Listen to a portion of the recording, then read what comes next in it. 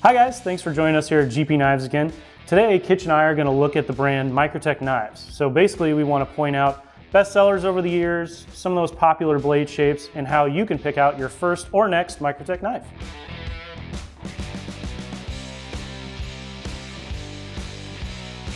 All right guys, so Kich and I are going to take a look at probably the most popular models in the line, the core group really of the family of Microtech.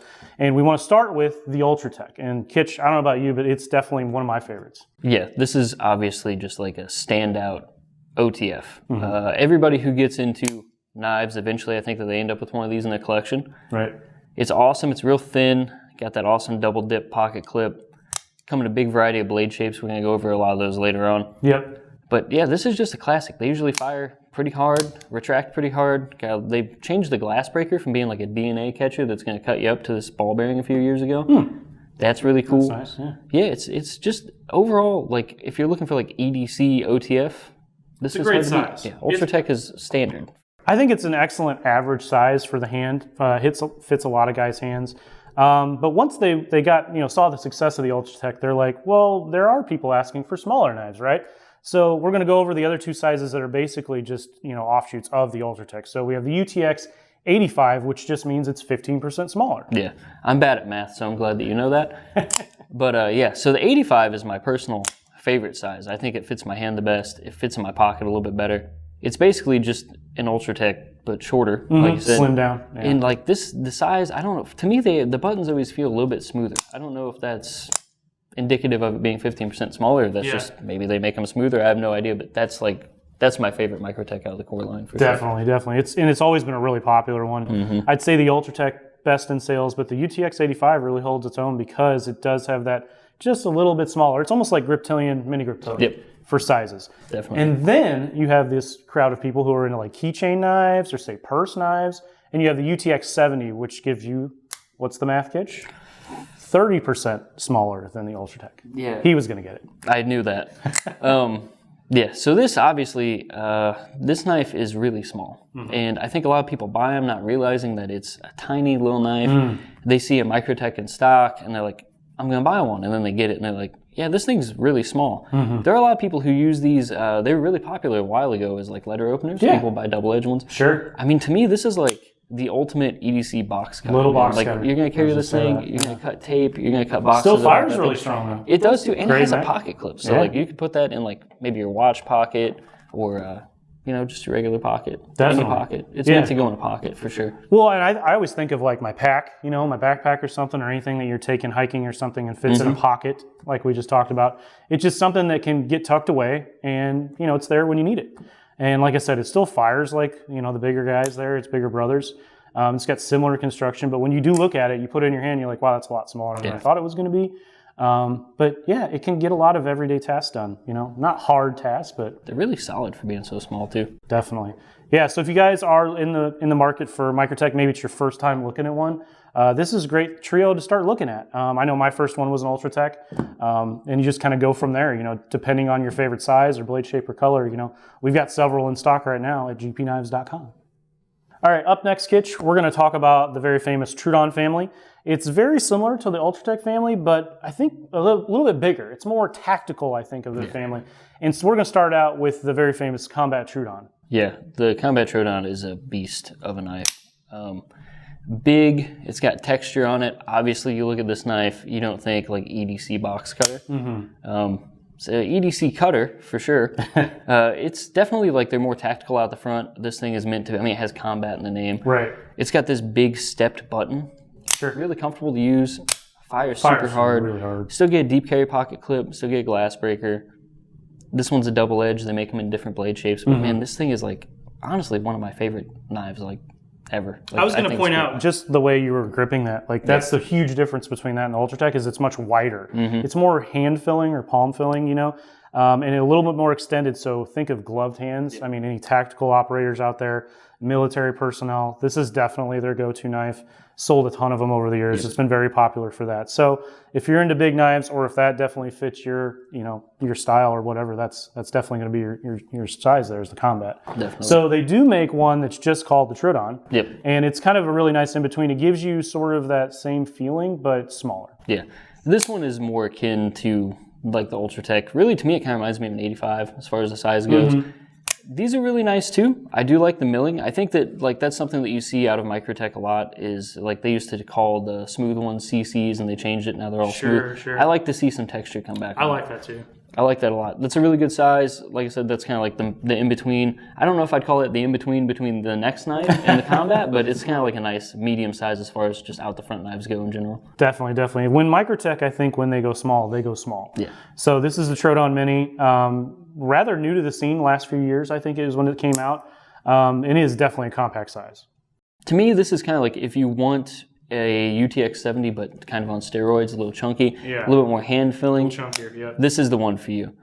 The blade's pretty stubby. The handle's pretty stubby. Overall, I think it kind of works though. It feels good in the hand. Yeah. It's got the texture, so you can kind of lay it flat if I'm going to cut something this way. It even works in a reverse grip. Right. It's a neat little knife. I think it's probably, if you're looking for an EDC that isn't dainty. Right. That's the one. Well, what if I was thinking of this like this way. So what if it's like complementary? So say you're a guy and you're a military guy or something and you love the combat Troodon, you just love that style, but you get a smaller one to complement it. Like that one just goes in small pocket or small pocket in your pants, something like that.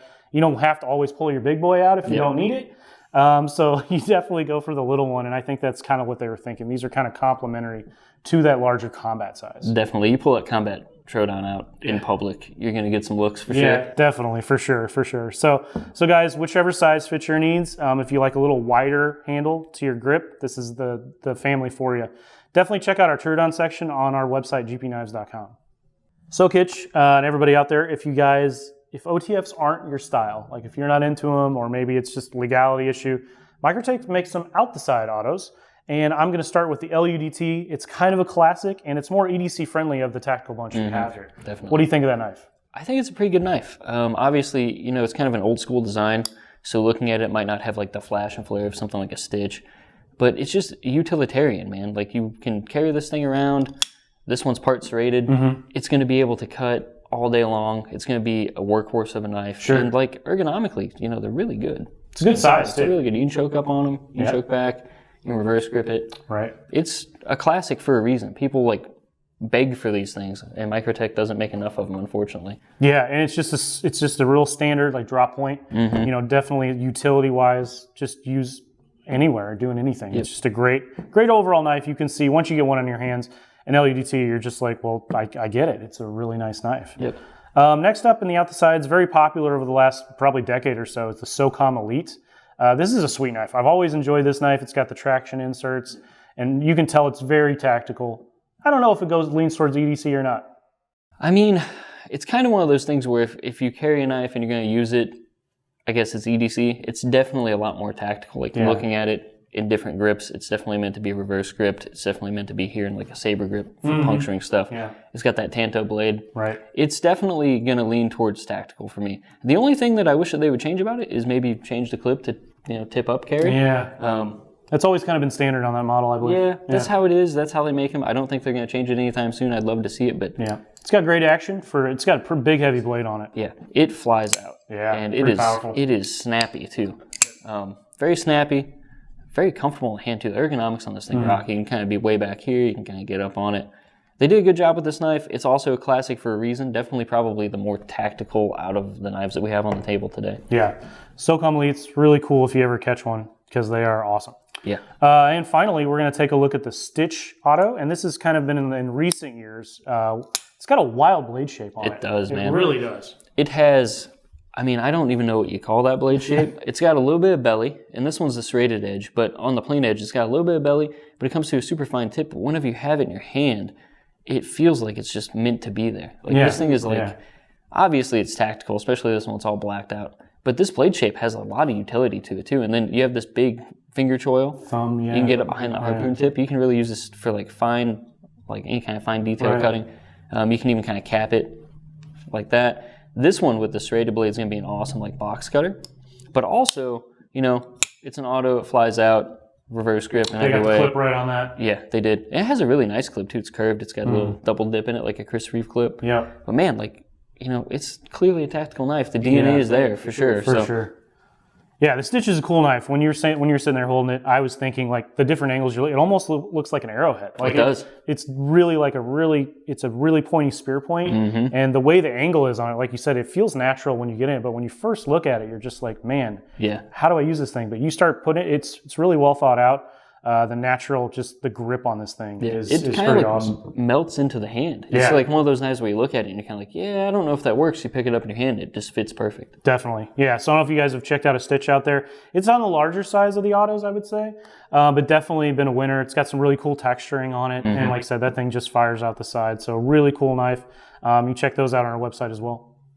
All right, guys, we thought we'd end up this segment with some of our favorite Microtechs from this batch, Kich, and also some unique blade shapes that are rare and hard to find, really. And maybe either you haven't seen them or they're just hard to get hold of. We're going to start out with the ever-popular Hellhound Tonto. It's a pretty cool blade shape. Yeah, I really like the Hellhound. Whenever these first came out, I think it was actually in like a Marfione custom in a signature series. And I was like, that's really cool. I hope they bring that to the signature series. And obviously they did, and they run this and the Warhound blade shape in like Ultratechs, 70s, 85, so you can get it across the whole line. So it's really neat. I think that Tanto is super, like, I don't know, it's pointy for a Tanto. And then you get the Warhound, which is just basically the Hellhound flipped over. Got a little bit different swedge going on here, but very similar. Yep. This thing is probably one of my favorite blade shapes ever. I think it's cool. I like the holes. I really like how pointy it is. You get a little, like, hawkbill tip at the end. Yeah. It's cool looking. So those come in different finishes, guys. As you can see, we've got like a two-tone here. We've got their apocalyptic bronze on this one.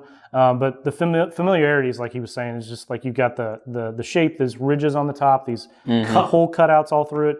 Really cool modified versions of some of your favorite blade shapes. The Tano takes that to a whole new level. The Wharncliffe, all new level.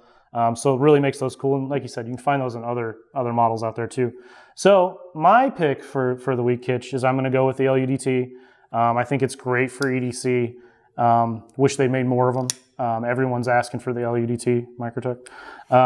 So this is just a great knife, overall knife that you can carry every day. Yeah, mine's going to be the Combat Troodon, especially this one because you get that titanium gray handle and kind of like the same vein as them. Please make more L.U.D.Ts. Please make more in this color. Like this color is the coolest color. I know a lot of people probably think it's boring. I'm just a boring dude. I like it a lot. I think it's cool. Well, and it isn't just like a typical gray when you think of gray. Like literally when the light hits it in certain ways, it almost has this like stone look to it. Yeah, it's got like some sparkles to it. It's like a Twilight vampire. There you go. Yeah, if you want to Twilight your Combat Troodon, go with the titanium gray. All right, guys, we went over a lot of knives this week. That seems to be kind of what we do here at GP Knives. You guys, make sure you guys hit the comments, like, subscribe. Let me know what your favorite Microtech this week was. Let me know what ones you got. Let me know what ones you're looking to add to the collection. Catch you guys next week. Thanks for watching.